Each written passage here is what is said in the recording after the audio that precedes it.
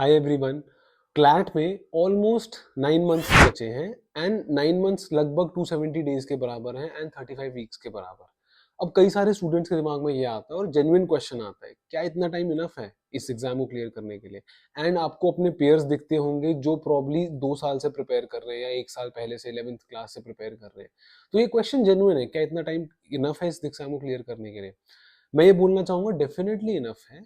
And उसका एक example भी हमारे सामने, one of my students Aadya Mittal cleared both CLAT and AILET. उसकी एलेट में 41 रैंक आई और क्लैट में 148 रैंक आई। तो ये डेफिनेटली पॉसिबल है, पर कुछ सर्टन स्ट्रैटेजीज हैं जो आपको फॉलो करने की जरूरत है और इस वीडियो में आपको मैं वही स्ट्रैटेजीज के बारे में बताऊंगा। सबसे पहले आपको जब स्ट्रैटेजी की हम बात करते हैं क्या करना चाहिए in terms of CLAT preparation, आप सबसे पहले अपना लेवल चेक करो, आप कहाँ स्टैंड करते हो, क्योंकि उसके हिसाब से आप अपनी स्ट्रैटेजी बना सकते हो। तो सबसे पहले जब लेवल चेक करोगे, किस चीज का लेवल चेक करोगे? आप लेवल चेक करोगे अपनी रीडिंग स्किल्स का, because CLAT 70-80% is about reading skills only. तो आप अपना रीडिंग स्किल चेक करो, और कैसे कर सकते हो? हमने एक टेस्ट बनाया है। इस टेस्ट को, इस QR कोड को स्कैन करो, इसके थ्रू आपको एक टेस्ट मिलेगा जो टाइम लिमिट के साथ आपको इस टेस्ट को सॉल्व करना है। उससे आपको पता चल जाए आपकी रीडिंग स्पीड पर मिनट कितनी है एंड कितना और आपको इंप्रूव करने की जरूरत है। तो once you have understood where your reading skill stands, उसके बाद आप स्ट्रैटेजी बना सकते हो। बट अपना लेवल चेक करने के लिए एक और चीज आप कर सकते हो, दैट इज आप पास्ट ईयर क्लैट पेपर्स को सॉल्व करो। आप इनहेरेंटली कुछ सेक्शन में अच्छे निकलोगे, इनहेरेंटली कुछ सेक्शन में खराब निकलोगे। तो अब जो स्ट्रैटेजी बनानी है वो जो भी आपके स्ट्रॉन्ग पॉइंट्स हैं और जो भी आपके वीक पॉइंट्स हैं उसके हिसाब से बनानी है। इमेजिन आपने देखा कि आपकी रीडिंग स्किल इज बहुत ही ज्यादा वीक, तो ऑब्वियसली आप ज्यादा टाइम डिवोट करोगे रीडिंग स्किल्स को।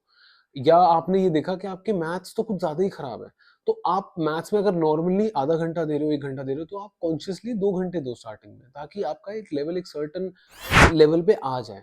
तो ये बाकी, अगर आपको लगता है कि आपका मतलब कि सारे सेक्शन ही थोड़े वीक है, तो devote equal equal time to all the section. जैसे मैं सिंपल सी स्ट्रैटेजी फॉलो करता था कि जब मेरे पास एक पूरा दिन खाली होता था, I would give 1.5 hours to each and every section. 7.5 hours की ऑलमोस्ट स्टडी करता था मैं। एंड ये जो एक दिन में पढ़ाई करनी कितने घंटे की, this is not dependent on कि इतने घंटे पढ़ने की जरूरत है। दिस इज डिपेंडेंट ऑन आप कितना टास्क अपने सामने रख रहे हो, क्या क्या करना चाह रहे हो। उसके बेसिस पे आपको अपनी डेली स्ट्रैटेजी फॉलो करनी चाहिए।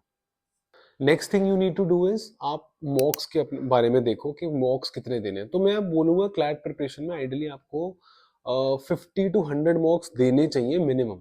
अब क्योंकि हमारे पास 35 वीक्स बचे हैं, तो आप इसको अपने हिसाब से डिवाइड कर लो कि आप हफ्ते में 2 to 3 मॉक्स दो।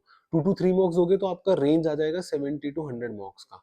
और ये जो मॉक्स की फ्रीक्वेंसी है, दिस इज नॉट कि आपको अब से लेकर एंड तक रोज ही आपको हर हफ्ते मॉक देने हैं। आप अभी से ऐसा कर सकते हो, कभी एक हफ्ते में एक मॉक दे सकते हो, बाद में you can take it to 3 mocks a week. हर अल्टरनेटिव डे में आप मॉक दे रहे हो, और मॉक दे रहे हो उसका मॉक एनालिसिस करो बहुत अच्छे से। एक आपने इमेजिन एक मॉक दिया, उसमें अपनी गलतियां पता चली, फिर आप एक स्टडी प्लान बनाओ बेस्ड ऑन दैट। इमेजिन आपकी रीडिंग सेक्शन में एक पर्टिकुलर टाइप की क्वेश्चन में गलती हो रही है, तो आप उसको फॉलो करो, उसके ऊपर पढ़ो उस हफ्ते। फिर अगले हफ्ते जो मॉक दोगे उसमें आप उसको अप्लाई करो कि आप कर पा रहे हो नहीं कर पा रहे हो। तो स्ट्रैटेजी ऐसे बनती है। तो there is a proper circle, ये मैंने पहले बता रखा है कि you give a mock, understand your weak points, then you work on those weak points, make a study plan according to those weak points, then you again give a mock. इस circle को follow करो and on a, अगर आप regular basis पे कर रहे हो, आपको डेफिनेटली इंप्रूवमेंट दिखेगी। And the last thing that you can do, last thing is, अपने किसी मेंटर या टीचर से डिस्कशन करो कि आप जो भी कर रहे हो, जिस रास्ते पे चल रहे हो, क्या वो रास्ता ठीक है या नहीं है। क्योंकि ये जो प्रिपरेशन है क्लैट की, ask any of your seniors who cleared this exam through like proper preparation. बहुत अप्स एंड डाउन आते हैं। मॉक जब अच्छा जाता है ना, तो ऐसा लगता है कि अब तो हमारा एडमिशन पक्का होगा, पर मॉक जब खराब जाता है, बहुत बुरा फील होता है, बहुत ज्यादा सैड फील होता है, क्योंकि अब लगता है कि यार हमारा तो यही लेवल है, वी कांट डू इट अच्छे से। तो उस टाइम पे it is so important to have a mentor close to you. And अगर आप कंसिस्टेंटली खराब कर रहे हो किसी चीज में, you definitely need to talk to somebody so that आप अपनी स्ट्रैटेजी रिवाइज कर सको कि इस बार और अच्छे से क्या कर सकते हो।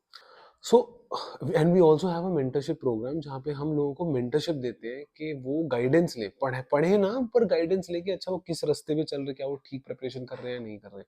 And if you want to know more about this mentorship programme, call on this number. And overall जो मैंने आपको बताई इस वीडियो में, फॉलो करो रेगुलर बेसिस पे, आपको जेन्युइनली इंप्रूवमेंट दिखेगी। अगर कोई भी और डाउट है, let us know in the comment section.